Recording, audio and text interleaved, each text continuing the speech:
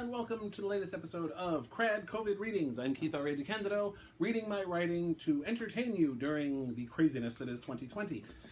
We are now on part 4 of my 5-part reading of my HEROES Reborn novella, Save the Cheerleader, Destroy the World. This bridges the gap between the end of the HEROES TV series, which ran for 4 seasons starting in 2006, all the way up to the events of the HEROES Reborn miniseries from 2015, all from the point of view, mostly, of Claire, the cheerleader in question, who was played by Hayden Panettiere in the original series, and who did not actually appear in HEROES Reborn for reasons that, well, we'll get there. Anyway, here's part 4. Chapter 16, 24 December 2011. The Lamarck Project carrier Charles Darwin, somewhere in the Atlantic Ocean. When he was a boy, Christmas Eve was Peter Petrelli's favorite day of the year. There was always a big meal of fish and lasagna with family, and then they'd go to midnight mass. It was the only night he and his older brother Nathan were allowed to stay up so late. The pair of them would always go straight to bed after mass, hoping to fall asleep right away, so that morning and presents would come sooner. That never worked, of course. They'd stay up half the night with giddy anticipation, speculating about what they'd get for presents, before exhaustion eventually claimed them around 3 or 4 in the morning. After a day of feasting and anticipation, Christmas Day itself was often a disappointment. The presents were never as good in reality as they had been in the boys' imaginations the night before. He really hoped that he wouldn't be similarly disappointed today. For the past 3 weeks, ever since Claire had disappeared from the Petrelli house, his mother had devoted every resource she could to finding out where she'd been taken. Through Noah, they'd also been kept abreast of the official investigation being handled by DHS in conjunction with Secret Service, who'd failed in their protection duties rather spectacularly. One of the first things Noah informed them was that Claire had been taken on board a privately owned jet that took off from Dulles. The aircraft was owned by a consortium based in Zurich, and they'd filed a flight plan that said that they were headed to London, but the plane never showed up at its destination. DHS had hit a brick wall when investigating the plane, but luckily Peter's mother was not constrained by politics, or borders, or legalities. She quickly discovered the existence of a clandestine scientific endeavor called the Lamarck Project that was backed by the same Swiss consortium that owned the plane. They also had an aircraft carrier that was very carefully staying in international waters. From the moment Noah had told them that Claire had been taken out of the country, Peter had started preparing. These days he could only have one power at a time, so he had to choose wisely. The so-called Petrelli movement, Peter really hated that name, but it had stuck, had been working to kelp Evos all over Europe, Africa, and Asia, and they were starting to make inroads into North and South America, though that had proven more difficult given the aggressive enforcement of registration in the US. Peter thus had a menu of powers to choose from among the Evos that he and the others had helped. Ultimately, he decided the most useful power to have would be telekinesis.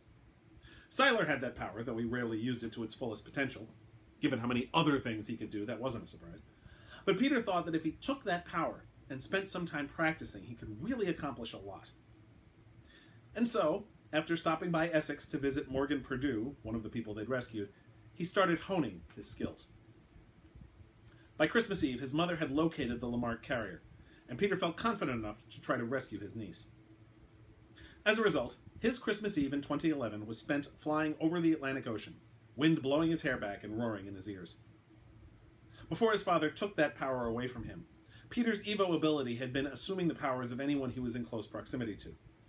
As a result, the first 2 powers he got were those of his mother and brother, precognitive dreams and flight. He lost them when his father stole his powers, though he got a variant back when he injected himself with the genetic modification formula. Of all the dozens of powers he'd had over the years, from invisibility to the ability to manipulate Earth, the one he enjoyed most was flight. It gave him a wonderful, unfettered feeling of joy. What he enjoyed most, though, were the unexpected aspects of it. Being able to predict a shift in the wind by a change in its sound, for example. When he had used Nathan's power of flight, it had been a lot different. There was almost no effort involved. Now, though, he basically was flying by telekinetically moving himself through the air, staying low to avoid being picked up by radar. It required a lot more concentration, so he couldn't lose himself in the joy of it. Soon the aircraft carrier came into view, and Peter breathed a sigh of relief. He'd worked hard to make sure that he took off from Gibraltar in the right direction to reach the coordinates his mother had supplied for the Lamarck carrier. The whole way over, he had been worried that he'd miss it, or that his mother's information was wrong, or that it'd be off course by a few degrees, but there it was. He set himself down on the stern of the carrier's flight deck, hoping that no one had picked up on his arrival. That was a forlorn hope, as two large men with P90s came running down the deck toward him and started shooting. Or, rather, tried to. They managed to fire a couple of rounds each, but Peter easily deflected them and then damaged the gun's firing mechanisms and ripped out their magazines. Only then, as the two men stood there with suddenly useless P90s, did Peter realize that he recognized them. "You two used to work for Danko." "Yeah," one of them said, "which means we know how to handle guys like you." The other was reaching into one of the pouches on his all-black outfit, so Peter yanked all of the items in that pouch out through the surrounding material with his mind.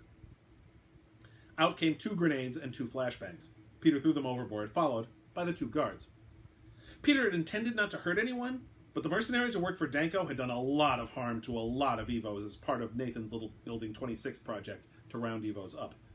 Danko had been in charge of the people doing the rounding up. Peter had no compunction about making his hired guns take a swim. Somehow he wasn't surprised that the Lamarck project had taken on Danko's old crew. He knew that Noah had advised DHS against hiring any of them, so that meant they'd have to go international to find similar work. 3 more mercenaries came onto the deck, but Peter dispatched 2 of them even more quickly than the first 2. The third, however, he grabbed and turned upside down. "Where's Claire?" "Do your worst, freak. I ain't telling you where the other freak's being held." Shaking his head, Peter tossed him overboard, too. By this time, alarms were blaring all over the carrier, and people were coming to the rescue of the 5 men Peter had mentally thrown into the ocean. While that was going on, he flew up to the bridge, tearing the door off with his mind. Dramatic, but necessary, as it had been sealed shut, probably as soon as the alarm went off. There were 4 people on the bridge, and Peter asked them a simple question. "Where is Claire?" One of the men replied in rapid-fire words in a foreign language that Peter didn't recognize. Peter interrupted him. "Does anyone speak English?" Another pulled out a pistol, which backfired right in his face when he tried to shoot Peter. As the man fell to the deck, screaming in pain and clutching his right hand with his left, Peter asked, "Again, does anyone speak English?" "I do." Peter whirled around to see a short, fat, bald man standing in the doorway he'd destroyed.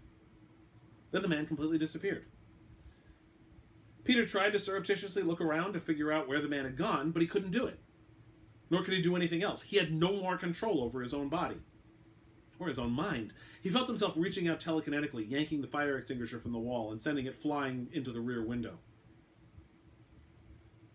It shattered rather loudly, and the bridge hands all ducked. Peter then heard his own voice say, "This is amazing! I should start possessing Evos more often. I mean, besides Claire, but that's boring. All I can do is cut my hand open or do something stupid like that." "Mr. Esposito..." Peter felt his head turning around to face a man in a lab coat. "Sorry, Dr. Schwenkman," Peter's voice said, "but this is fun." "You aren't being paid to have fun. You're being paid to keep this carrier safe." "And I'm doing just that. Want me to kill this guy?" Schwenkman shook his head, looking like he'd swallowed something he didn't like. "We're not murderers, Mr. Esposito. We're scientists. As for you, Mr. Petrelli, I know you can hear me. Mr. Esposito's powers do not suppress his victim's thoughts, only their physical activity. Do not return to this vessel. For one thing, we're going to figure out what leak led you to us and eliminate it, and we're also going to change our location. It's a big ocean, and your niece is going to remain in it, far away from everyone else, so we can continue our work in peace. We're making amazing progress, actually." He leaned in close. "So go away and never come back, or I will let Mr. Esposito do as he pleases with you." Peter wanted to cry out in anguish, but could do nothing. This Esposito person had full control of his body. They walked off the bridge and down the steep metal staircase to the flight deck. Peter was forced to follow Schwenkman. "You may rest assured, Mr. Petrelli, that your niece is being well cared for. She's given 3 excellent meals per day, Chef Auerbach is quite talented, and our experiments aren't at all invasive." He chuckled. "Well, for her, is anything truly invasive?" They arrived on the flight deck. Schwenkman gestured for a mercenary to come over. Peter recognized the man with the thick eyebrows as another of Danko's people, the one who had flown the plane that was supposed to take Peter, Claire, Tracy, Hiro, Matt, and Mohinder to Building 26 to be imprisoned. Peter had caused that plane to crash in Arkansas, and he hadn't been sure that the pilot had survived. "Mr. Doherty," Schwenkman said to the pilot, "I want you to fly Mr. Petrelli here to, He paused and then smiled. Greenland. At that point, Mr. Esposito will release his hold, and you'll fly Mr. Esposito back here. A young woman ran up to Schwenkman. You asked for this, Doctor? Nodding, Schwenkman took a small case from the woman, who dashed off. He handed the case to Peter, who felt his arm raise as Esposito used his body to take it.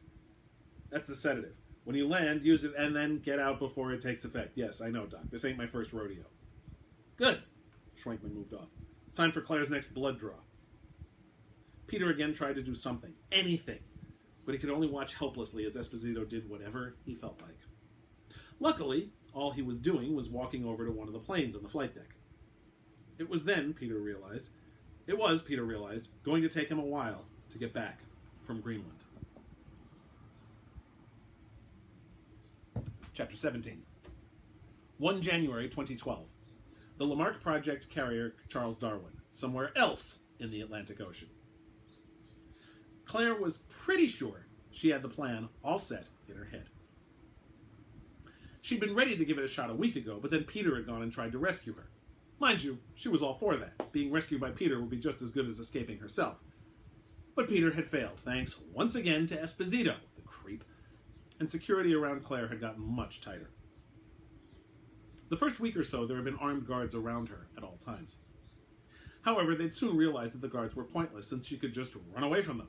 Even if they shot her, it wouldn't stop her. No, the only one who could actually stop her was Esposito. And he had, every single time she tried to escape.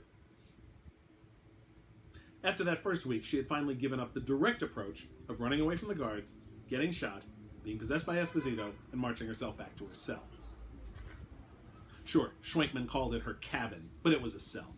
No windows, only one way out, and that exit was locked from the outside and watched over by an armed guard. As far as Claire was concerned, if it walked like a duck, quacked like a duck, and tasted yummy with orange sauce like a duck, it was a duck. The first step in her new plan was talking to her guards. Nothing had worked at first.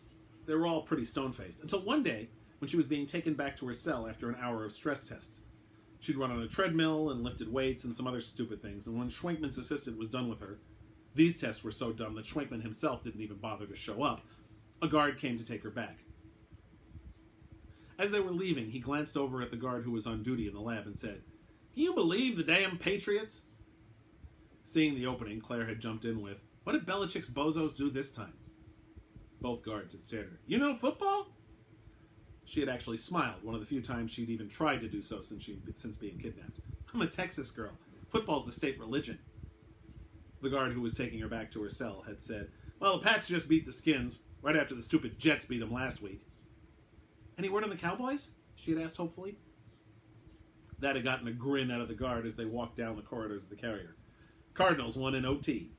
"Damn." She had shaken her head. "I figured with the new coach they'd kick butt this year, and that Thanksgiving game was great, but yeah, well, they ain't been worth watching without Aikman." Over the next several weeks, Claire had kept talking to this particular guard, whose first name she later learned was Dion, about football, eventually getting him to start talking more about the aircraft carrier. By the time Peter had taken a shot at rescuing her on Christmas Eve, which she'd heard about in gory, gloating detail from Esposito after he'd gotten back from dropping her uncle off at Greenland, Claire had learned that the carrier was called the Charles Darwin, that it had 2 pressurized water reactors and 4 turbines, and that the captain was a Belgian who was fluent in 12 languages, but mostly only spoke Flemish, which Dion said was primarily in order to annoy everybody else. And also that neither her Cowboys nor Dion's Redskins had made the playoffs. On the 30th of December, Dion had been talking about the New Year's Eve party and how he wasn't going to get to go because he had guard duty. "So I can't even go to the New Year's Eve party?" Dion had frowned. "Actually, let me talk to Doc Schwenkman. He's not really that bad a guy. I mean, yeah, I know you think he's a jackass, but he's doing what the bosses tell him to do. We all are." Sure enough, Dion had convinced Schwenkman to let Claire attend the party as long as Dion was with her the entire time. Everyone was at the party except for one person on the bridge. The mess hall had a satellite television set up, and they watched the celebrations taking place in Europe. Everyone drank a lot. To Claire's surprise, Schwenkman was the life of the party. He was a completely different person off duty, carousing and leading everyone in songs in French and German, and generally having a great time. Claire didn't touch a drop of booze. Which was more than could be said for Esposito, who was passed out by the time London rang in the New Year. A couple of hours after that, The ones who were still conscious were waiting for it to be time for the ball to drop in Times Square. Dion had been alternating between beer and soda, and at one point he looked at Claire and said, "I gotta pee. Where's Salkowitz?" Claire pointed at the snoring Charlie Salkowitz, who was supposed to relieve Dion if he needed to leave Claire's side for any reason. Chuckling, Dion said, "Figures. Never could hold his liquor. I'll be back in a minute." As soon as Dion disappeared into the head, Claire turned and ran. She had no idea if anyone noticed or if anyone was following her, but she also didn't care. All she thought about was putting one foot in front of the other and heading downward. An alarm started blaring as Claire went down more and more ladders and steep metal staircases to get further and further below decks. She was hoping that whatever security responded to the alarm would head to the flight deck, since every other escape attempt she'd made had taken place there. And she'd hoped, there was nobody guarding the reactor. Normally there was, but normally there wasn't a party. And it wasn't like this was a military vessel, though Dion had told her that it had been one once belonging to Russia, so they didn't have everyone on shift all the time. The guard here was more of a safety precaution so that nobody would enter the reactor and get boiled by the radiation. Strictly speaking, Claire could get where she needed to go without having to go through one of the reactors, but this was the best way to guarantee that nobody would follow her. She started to unlock the outer hatch, twirling the wheel. "Don't move!" cried a voice from behind her. She looked back and saw one of the guards whose name she didn't know. "Sorry, can't do that." As she finished turning the wheel, the hatch making a satisfying thunk to indicate that it could be opened, the guard shot her.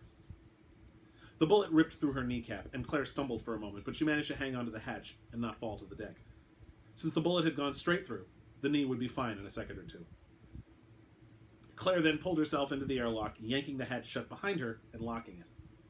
Wincing in pain from her temporarily destroyed knee, she limped to the other side of the airlock and started opening the inner hatch. Once she did that, the outer hatch would be blocked shut in order to keep the ship safe from radiation. And Kaylee is coming through. Hi, Kaylee. Hi, Kaylee. The wave of heat that blasted Claire was, oddly, not the worst heat she'd ever felt. She'd run into 2 fires within a year of learning about her powers, once on a train, once in her own house, and they had both been far more intense than this. But it soon became apparent that this reactor made up in temperature what it lacked in fierceness. She was already drenched in sweat, and her clothes felt like they were smoldering. Quickly, she moved to the other side of the reactor, climbing gingerly over the obstructions in her path. She had no idea what any of it did, but she went to great lengths to not disturb anything so as to not accidentally trigger a meltdown. There was an emergency hatch on the other side, meant to be used only when the reactor was removed from the carrier for disposal. After several agonizing minutes, she reached it. Blisters had broken out all over her skin, and she screamed in pain as she grabbed the locking wheel on the hatch. But she had come this far, and she felt worse pain, so she fought past it and turned the wheel. Skin seared off, adhering itself to the wheel. Blood spilled and immediately boiled in the heat. Her grip kept slipping on the wheel as her flesh melted away, but she would not be stopped. She pulled and pulled until it finally opened. Stumbling out, she found herself in a maintenance tube that would, if Dion had told her the truth, lead to the turbines. As soon as she shut the emergency hatch behind her, she was plunged into total darkness. For a few seconds, she paused, catching her breath and waiting for herself to heal. Her hands and arms felt itchy as the skin repaired itself. She was still drenched in sweat. It was only cooler in this tube by comparison. It was still pretty stuffy. But once her skin was back to its old, smooth, unblemished self, she started crawling forward in the tube, trying very hard not to think about how incredibly scary it was to be unable to see anything right in front of or behind her.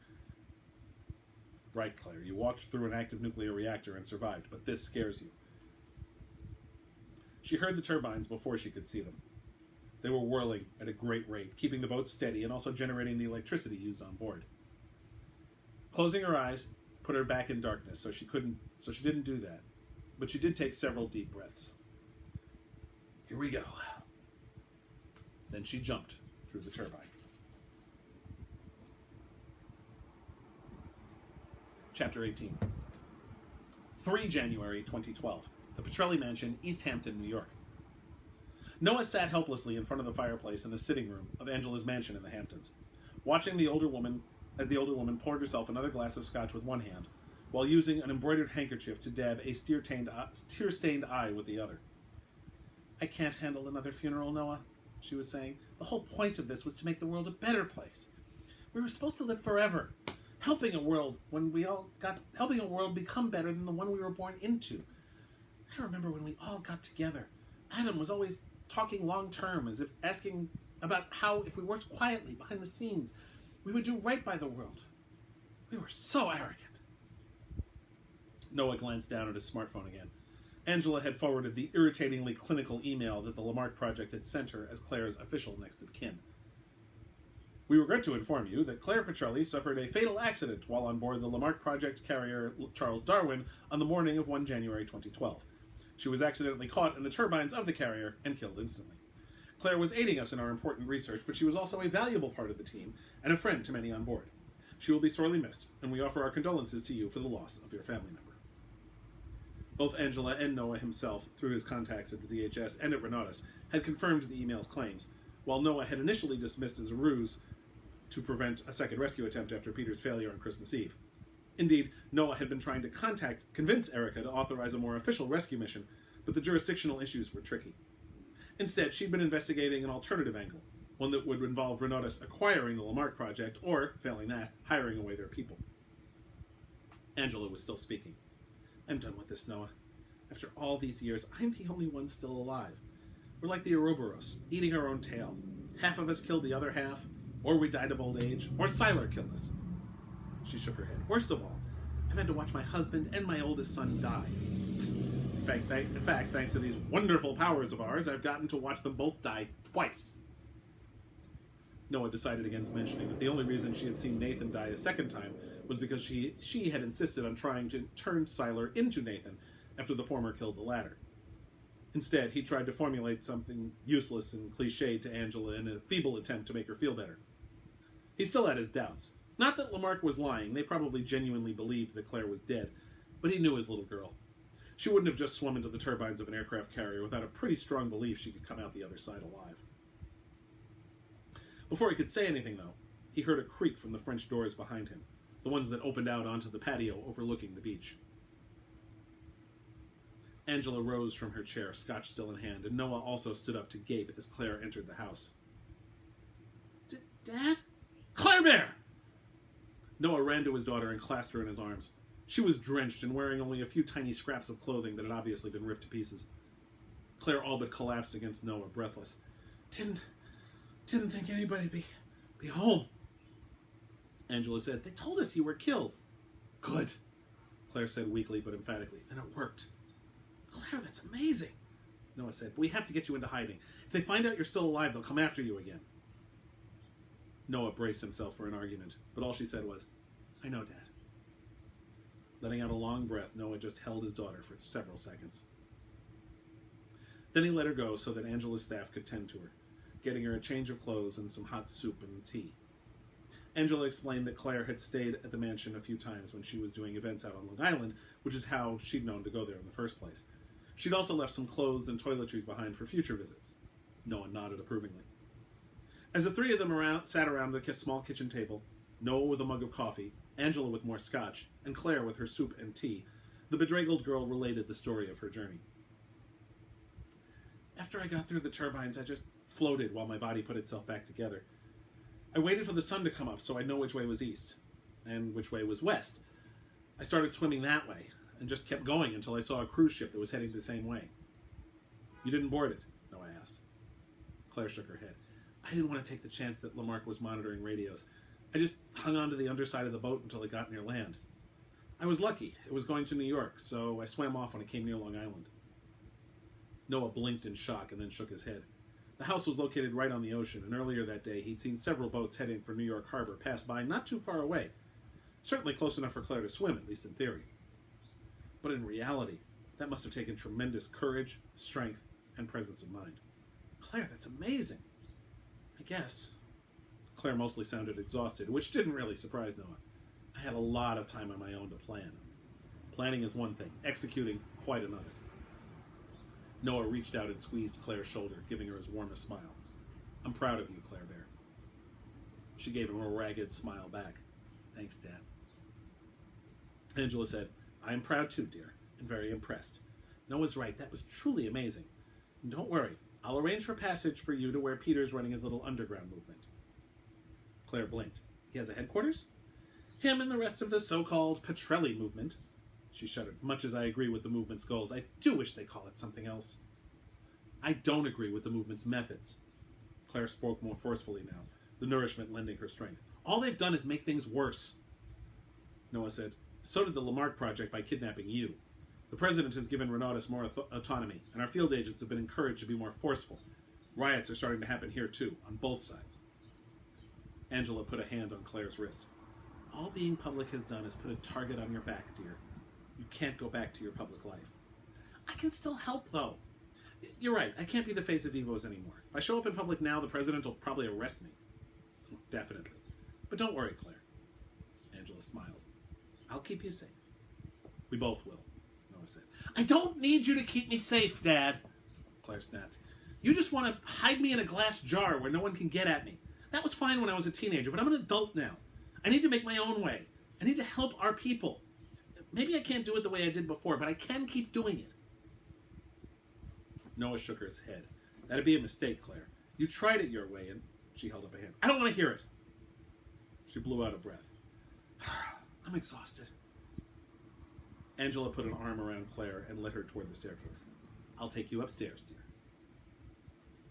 Watching his daughter go off with Angela, Noah realized that she was right. She had to make her own choices. Besides, even if hers was the wrong way, it wasn't as if Noah's attempts to keep her safe had been howling successes. Either way, he'd done his part as a father. Besides, she had escaped from that aircraft carrier without any help from him.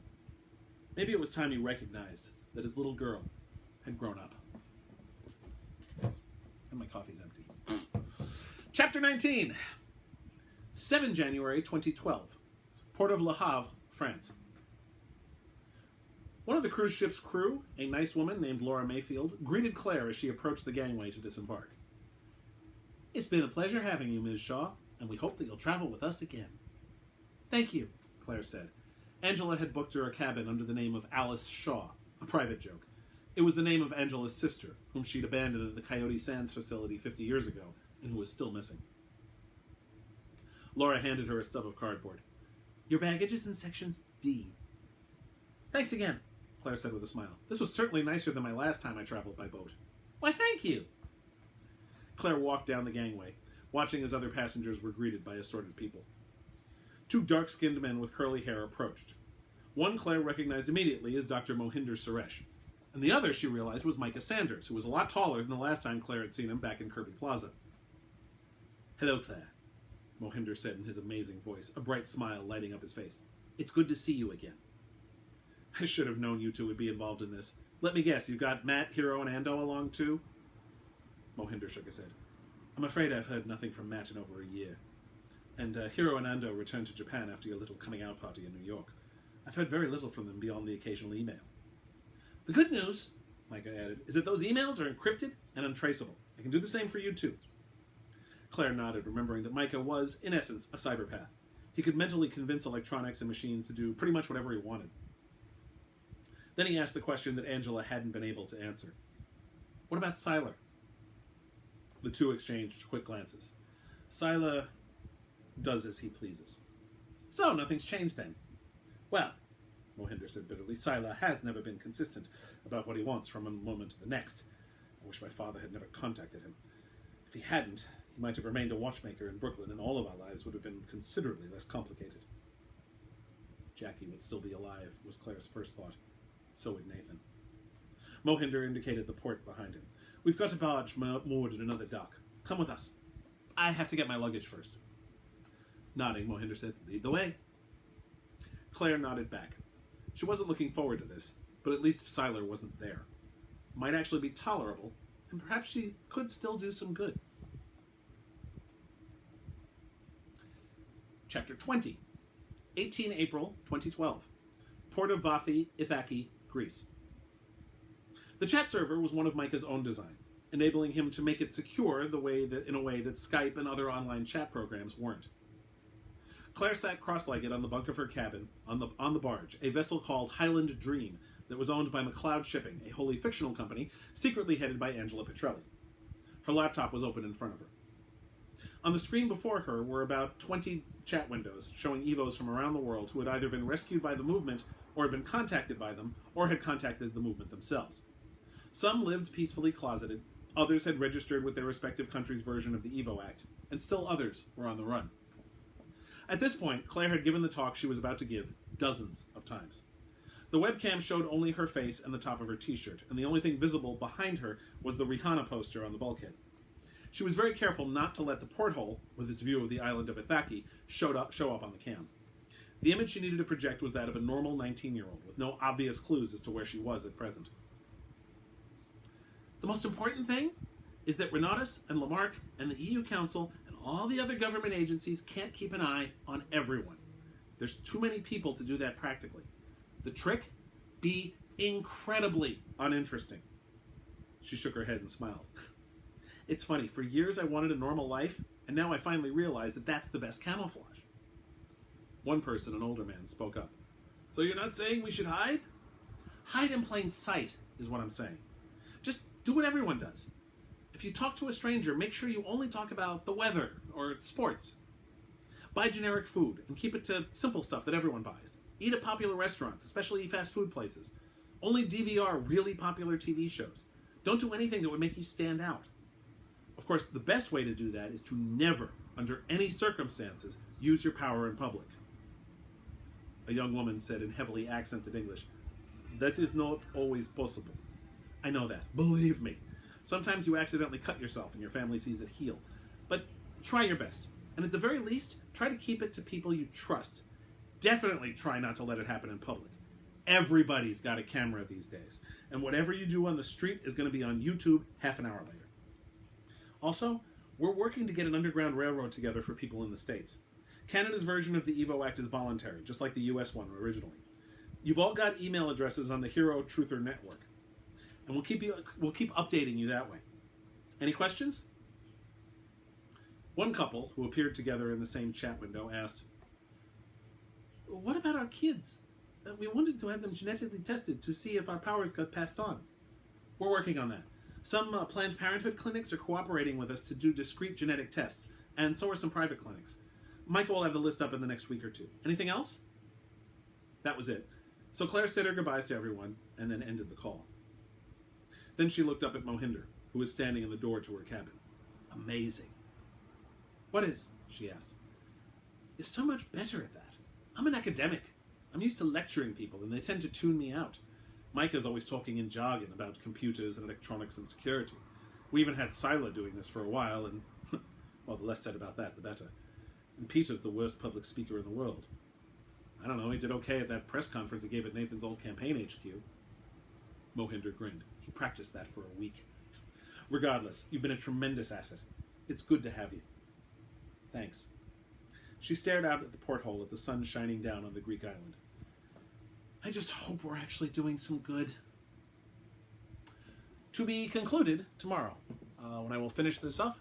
You can get the book from Titan, the Heroes Reborn event collection. You can also, I believe, get the email of this, the ebook of this, from Bashte ebooks. Either way, you can definitely get it from Titan, so try it that way. You can find me online at DeCandido.net, read my blog at DeCandido.wordpress.com, or support me on Patreon at patreon.com/KRAD. Thank you, see you tomorrow, and please stay safe.